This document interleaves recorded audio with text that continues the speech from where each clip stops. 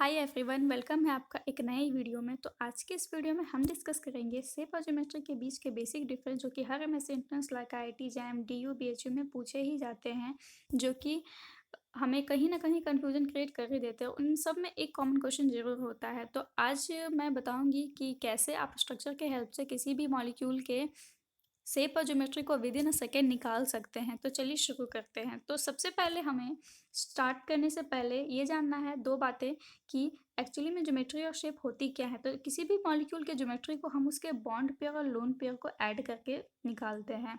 Means अगर किसी भी मॉलिक्यूल के बॉन्ड पेयर और लोन पेयर को ऐड कर दे तो हमें ज्योमेट्री मिल जाएगी, लेकिन उसके शेप का क्या? उसके शेप के लिए हमें सिर्फ और सिर्फ उसके बॉन्ड पेयर को कंसिडर करना है, ना कि लोन पेयर को।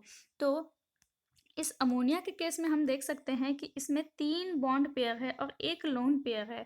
मीन्स टोटल जो हाइब्रिड नंबर होगा इसमें हमारा वो 4 होगा। 4 हाइब्रिड नंबर का मीन्स इसकी हाइब्रिडाइजेशन sp3 हो जाएगी, और sp3 हाइब्रिडाइजेशन सिर्फ और सिर्फ टेट्राहेड्रल ज्योमेट्री की होती है।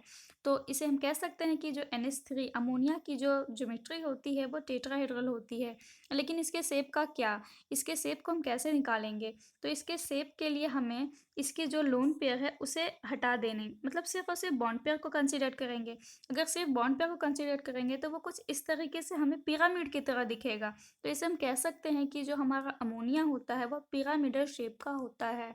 इसी तरह हम नेक्स्ट एग्जांपल देख लें, ये Br3 पॉजिटिव। इस टाइप के एग्जांपल जैम में बहुत पूछे जाते हैं और इसमें बहुत कंफ्यूजन हो जाती है बच्चों को जब वो ऐसे क्वेश्चन वो अचानक से देखते हैं। तो इसमें हम क्या देखते हैं कि इसकी जो बॉन्ड पेयर होती वो 2 बॉन्ड पेयर है, 2 लोन पेयर है। मीन्स 2 + 2 = 4। तो इससे क्या पता चलता है कि इसकी जो हाइब्रिड नंबर है वो sp3। sp3 means tetrahedral geometry.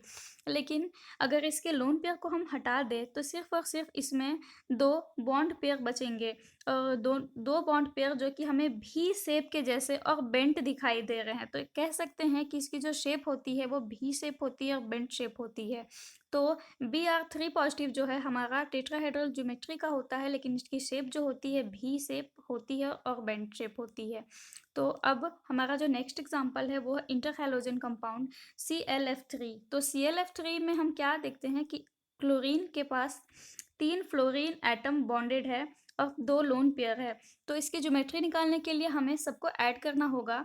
तो 3 + 2 मतलब 5। 5 मीन्स sp3d।